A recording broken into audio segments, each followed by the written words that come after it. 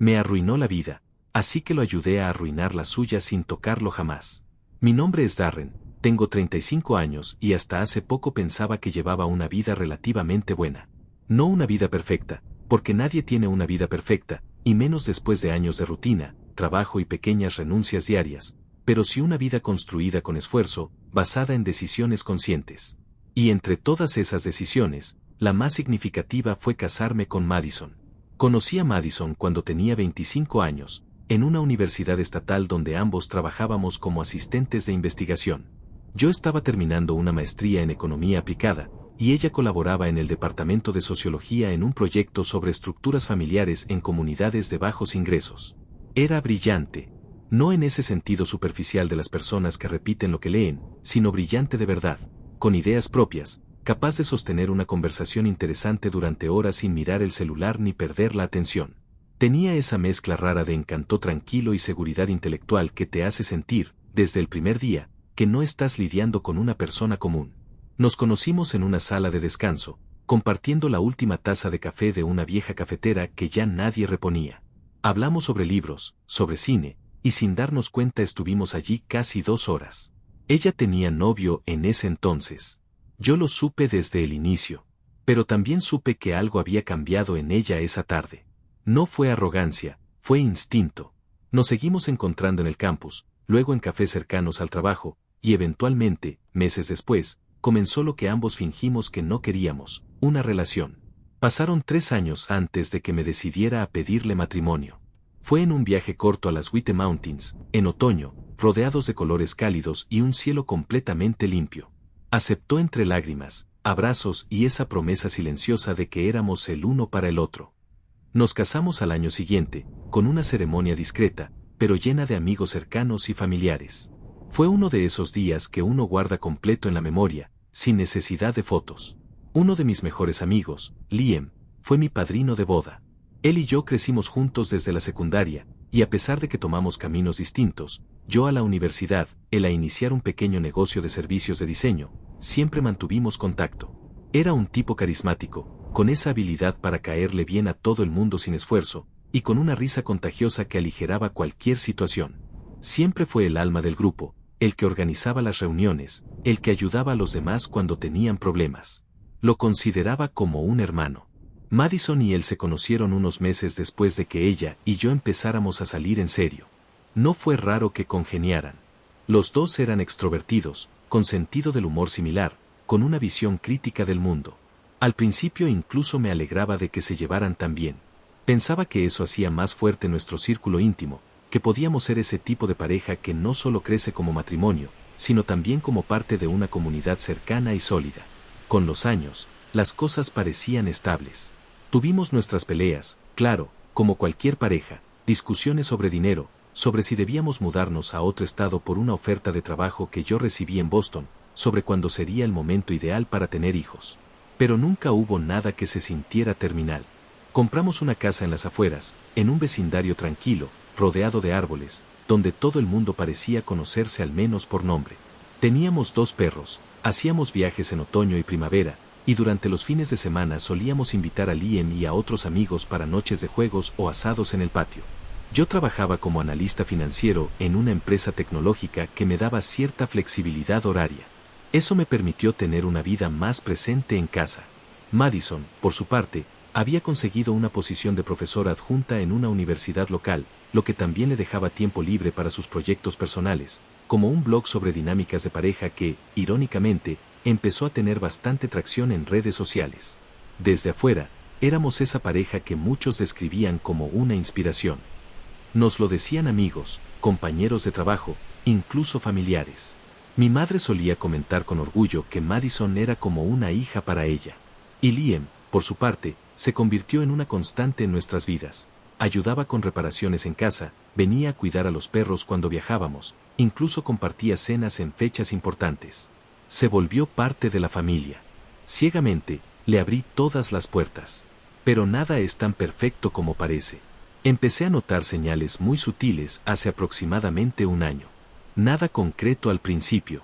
Solo pequeños cambios en el comportamiento de Madison, risas que se detenían cuando entraba en la habitación, conversaciones por mensaje que rápidamente ocultaba, una impaciencia extraña cuando estábamos solos mucho tiempo.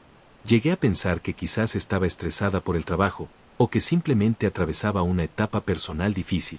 Intenté hablarlo, como siempre lo hacíamos, pero sus respuestas eran vagas, como si no supiera exactamente qué decir o no quisiera decirlo. El punto de quiebre fue ridículo en apariencia, un cargador de celular que encontré bajo el sofá mientras limpiábamos antes de que vinieran sus padres a cenar. No era mío, y Madison juró que era de Liam, que había estado en casa ayudando a mover unas cajas del ático hacía unos días. No cuestioné, no vi sentido en hacerlo. Me obligué a aceptar la explicación porque hacerlo significaba abrir la puerta a una sospecha que prefería mantener cerrada. Sin embargo, a partir de ese momento, algo se quebró en mí. Comencé a observar más, a prestar atención a lo que antes pasaba desapercibido.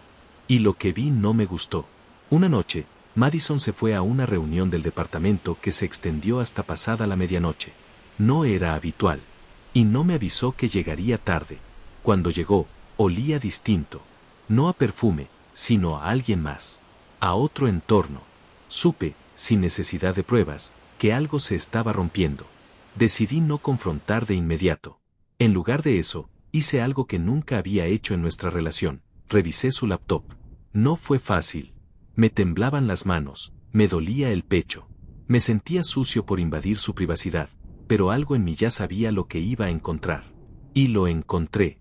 Mensajes, fotos, audios, conversaciones enteras con Liam, confesiones de amor, citas clandestinas en hoteles, planes de escaparse por unos días cuando yo tenía viajes de trabajo, hasta bromas. Lo peor no fue el sexo, fue la complicidad. El modo en que hablaban de mí, como si fuera un accesorio molesto, como si mi dolor no tuviera valor. No la enfrenté de inmediato.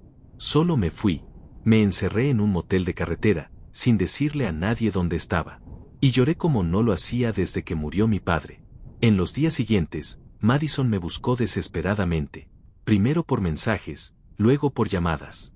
Después se presentó en casa de mis padres, diciendo que todo había sido un error. Que era una crisis emocional, que Liam había tomado ventaja, que yo era su único verdadero amor, que podíamos ir a terapia, que merecíamos una segunda oportunidad y un montón más de sinsentidos. Lo más asfixiante no fue ella. Fue el resto del mundo. Mis padres. Sus padres. Amigos mutuos. Todos insistiendo en que una infidelidad no es el fin del mundo. Que una relación es más que un tropiezo. Que siempre se puede reconstruir. Que el amor verdadero sobrevive incluso a los peores errores. Incluso mi hermana, que siempre había sido mi apoyo más sólido, me dijo, ¿vas a tirar todo por la borda por un desliz? Tal vez lo que necesitan es reconectar. Y lo peor, nadie quería demonizar a Liam. Fue un error de ambos, decían. Sigue siendo tu amigo, me recordaban. Entonces entendí que estaba solo, nadie se atrevía a ponerse en mis zapatos. Nadie quería entender lo que sentía. Que el dolor que cargaba era invisible para los demás porque todos estaban más preocupados por mantener una fachada de armonía. Y decidí que iba a fingir. Iba a sonreír. A aceptar sus disculpas.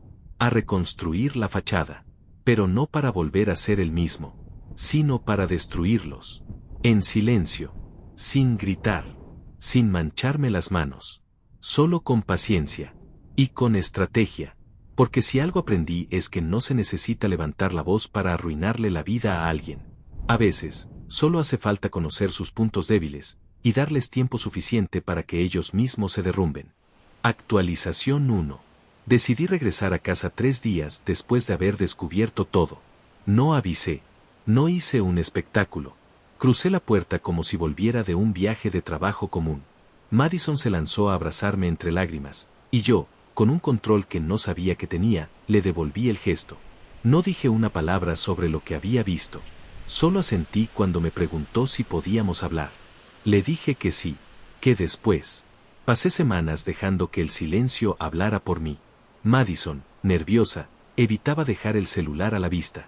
Se comportaba como una adolescente que había sido atrapada, caminando en puntas de pie alrededor de mis emociones. Cocinaba, limpiaba, se ofrecía a acompañarme a todas partes. En cualquier otro contexto, su esfuerzo habría parecido una muestra de amor. Pero yo sabía la verdad, no era amor, era miedo. Miedo a perder su lugar, su estabilidad y su reputación. Una noche, fingí que revisaba mi correo en la computadora del estudio y dejé abierta, por accidente, una pestaña con una búsqueda que decía consejos para reconstruir una relación después de una infidelidad. Ella la vio cuando me trajo una taza de té. No dijo nada, pero me bastó ver su expresión para entender que había mordido el anzuelo. Su esperanza renació como un incendio mal apagado. Y yo, paciente, la dejé arder. Lo primero que hice fue establecer la narrativa pública. Empecé a hablar con nuestros amigos más cercanos, uno por uno. No sobre la infidelidad, todavía no, sino sobre problemas personales que habíamos atravesado. Sobre mi necesidad de reencontrarme, sobre lo difícil que había sido para mí equilibrar el trabajo con la vida conyugal. Me aseguré de decir que Madison había estado a mi lado todo ese tiempo, que no se había rendido conmigo. Los miraba a los ojos cuando hablaba. Hablaba con calma, con sinceridad fingida, con pausas medidas. Ella, por su parte, comenzó a construir la otra mitad del discurso, que estábamos trabajando en la relación, que el amor merece segundas oportunidades, que Darren estaba haciendo su parte.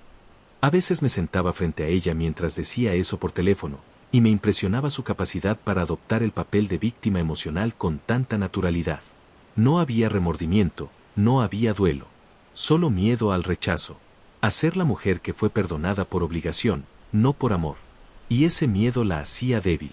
Después empecé a abrir las puertas a Liam. No directamente, sino permitiendo que amigos en común lo invitaran a cenas, a eventos, a partidos de fútbol los fines de semana. Fingí no tener problema en compartir el mismo espacio. Me reí de sus chistes. Le di palmadas en la espalda. Incluso le ofrecí cerveza. Era como si yo hubiera decidido olvidar todo. Pero no, yo no había olvidado, ni lo haría. Liam cayó en la trampa con la misma arrogancia que lo hizo pensar que podía tener lo mío sin consecuencias. Una noche, mientras tomábamos una copa en casa después de una cena con amigos, me agradeció por ser tan maduro.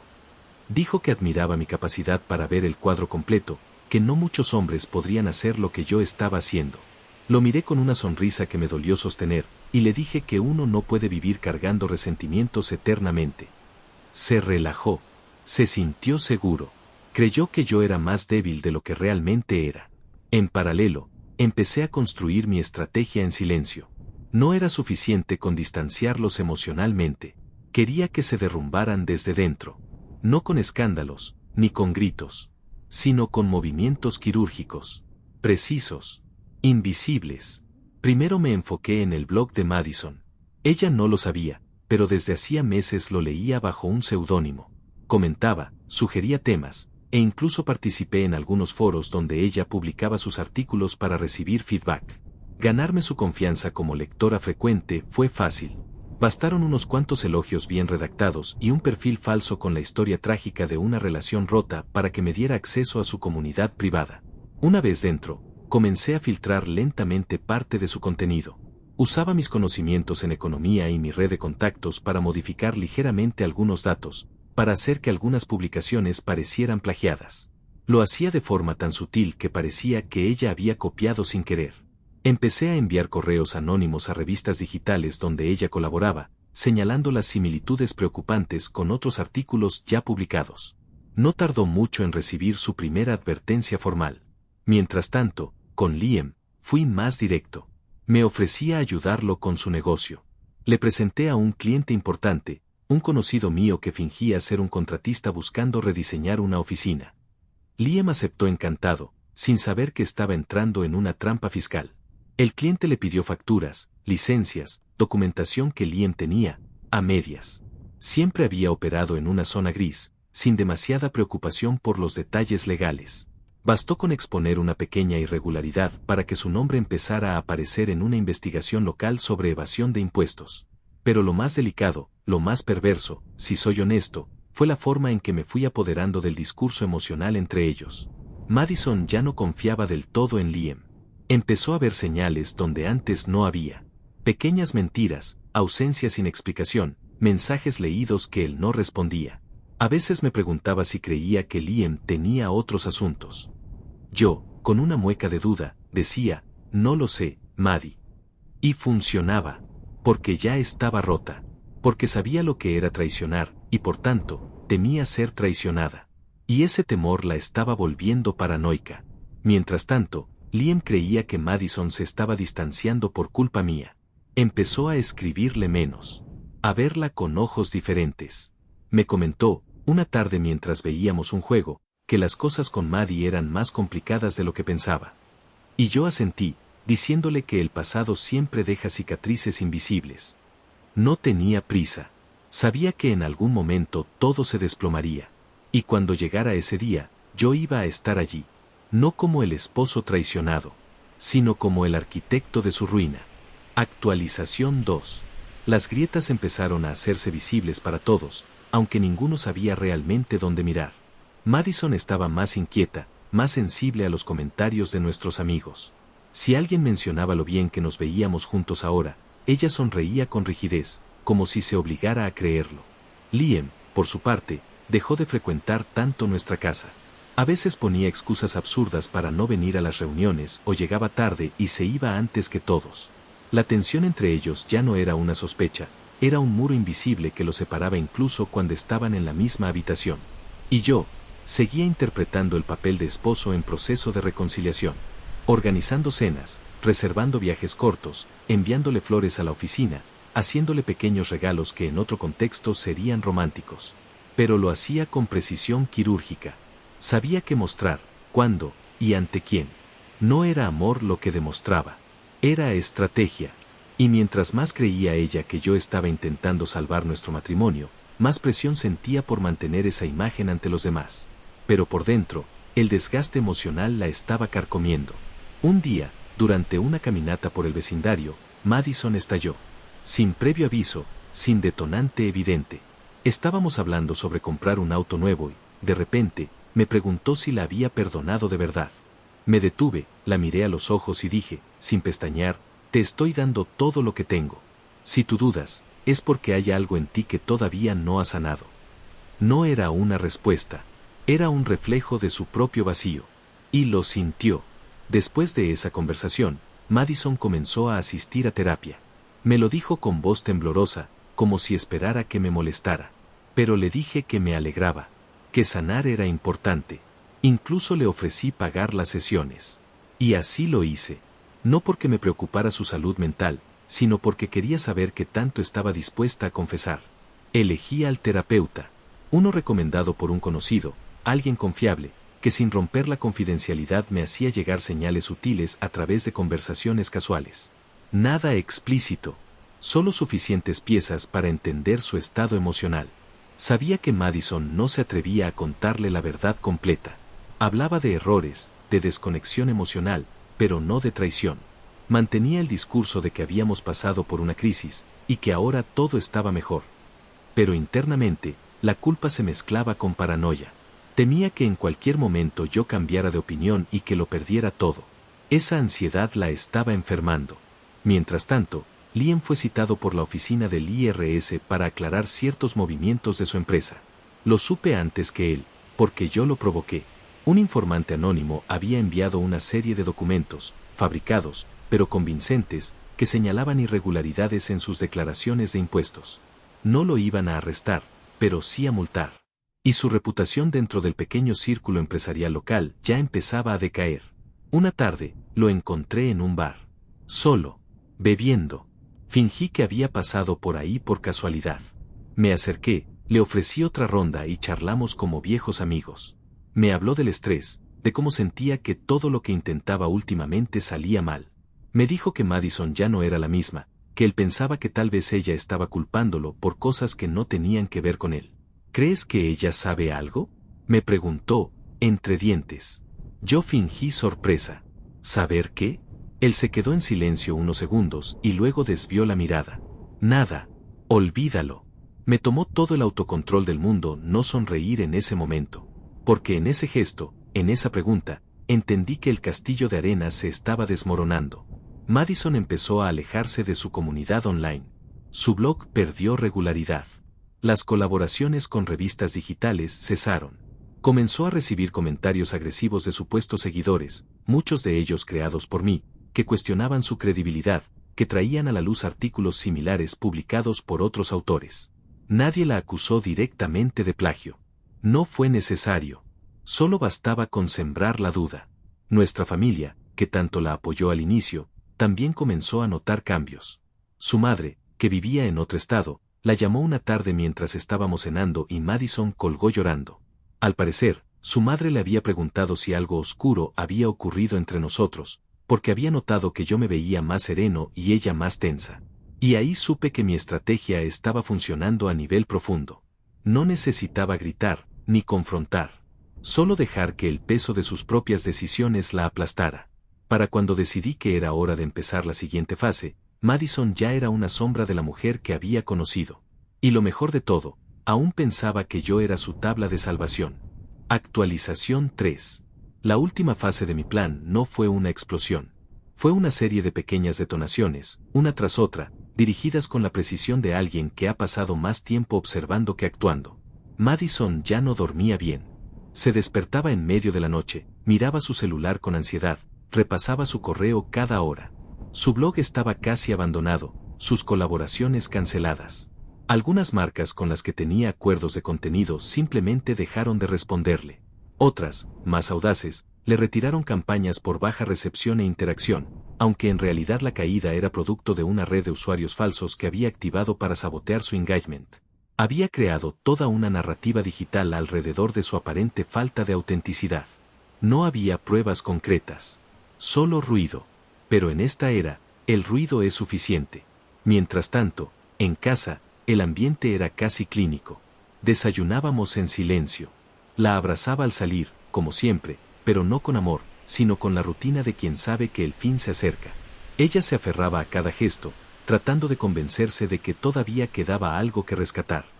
Comenzó a preparar cenas especiales, a dejarme notas como hacía antes, a proponer escapadas de fin de semana. Yo aceptaba todo, y luego cancelaba a último momento por trabajo. Ella no entendía que yo ya no estaba allí.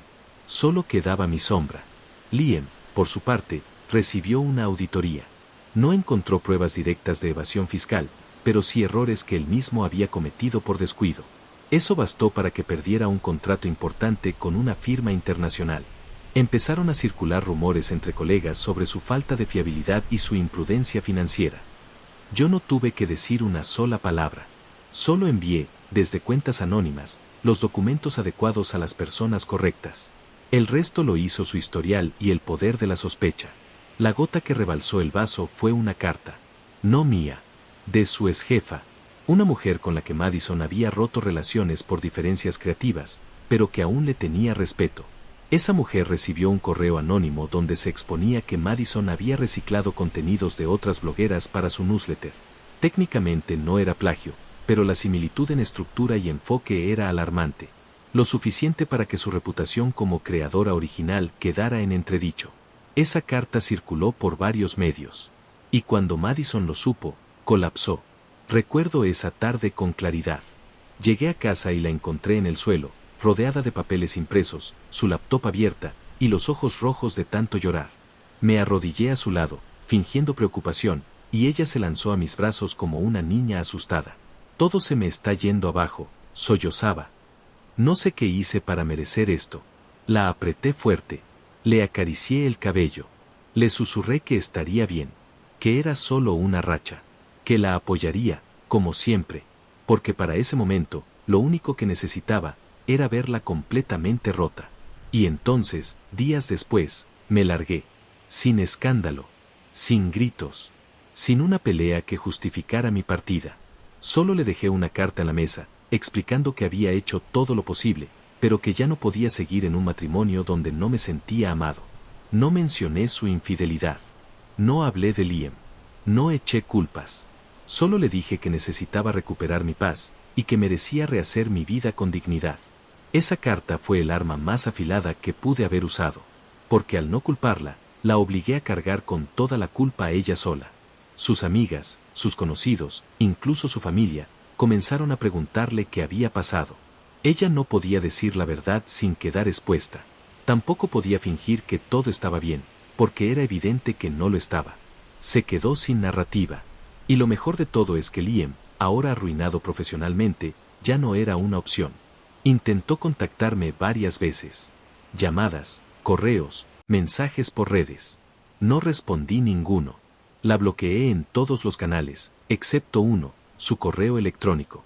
Y fue a través de ese canal donde finalmente me escribió una carta larga. Una confesión. Un pedido de perdón. Un intento desesperado por recuperar algo. Me decía que ahora entendía todo, que yo había sido el único que realmente estuvo para ella, que había cometido un error que la había perseguido desde entonces. Me juraba que no había vuelto a ver a Liam, que había sido una confusión, que solo necesitaba una segunda oportunidad. O al menos, un cierre. Nunca le respondí, porque a veces, el silencio es la venganza más ruidosa. Solo para los que quieren saber el contenido de la carta. Madison, si estás leyendo esto, ya me habré ido. Sé que tal vez te parezca repentino, que ayer aún nos tomamos de la mano frente a tus padres, que anoche me besaste en la mejilla como si el tiempo hubiese curado nuestras heridas. Sé que te esforzaste, lo vi, y nunca dejé de notarlo. Pero hay un tipo de esfuerzo que no se construye con flores ni cenas improvisadas. Es el tipo de trabajo interno que se hace en silencio, cuando nadie te aplaude. Y tú, Madison, nunca hiciste ese tipo de trabajo. Porque cuando se trató de asumir lo que hiciste, decidiste enterrarlo. Preferiste el disfraz, la narrativa, la idea de que las cosas pasan y todo se puede superar. Pero yo no olvidé. Y tampoco fingí. Lo que hice fue darte la oportunidad de observarte. De verte a través de mis ojos, pero sin mis palabras. De sentir lo que es vivir bajo una niebla de dudas, como la que me envolvió a mí cuando descubrí lo que hiciste. Quise que sintieras cómo se erosiona la confianza, no con gritos ni insultos, sino con el silencio. Con cada mañana en la que uno se despierta al lado de alguien y ya no reconoce la mirada. No me voy porque ya no te ame. Tal vez aún te ame, en la forma en la que uno ama un recuerdo que ya no se parece en nada al presente. Me voy porque quiero volver a reconocerme. Porque después de todo lo que pasó, me convertí en alguien que no reconozco. Alguien que se sienta frente a ti todos los días con una sonrisa calculada. Que recuerda las fechas, pero no las emociones. Que escucha tus historias, pero no las siente. Y tú mereces algo mejor que una réplica de lo que tuvimos. Y yo también. No te deseo mal. No te deseo nada. Porque desearte algo sería seguir atado a ti. Y eso es justamente lo que ya no puedo permitirme. No voy a buscar venganza. No voy a contarle al mundo tu verdad. No necesito hacerlo. Porque la vida se encarga. Y cuando uno siembra silencios, cosecha soledades. Cuida de ti. Cuida de lo que construiste. Y si algún día logras mirarte sin miedo, quizás entiendas lo que perdiste. Yo, en cambio, me dedicaré a recuperar lo que entregué sin medida, mi paz. Adiós. Si quieres seguir escuchando historias como esta, dale like, comenta y suscríbete.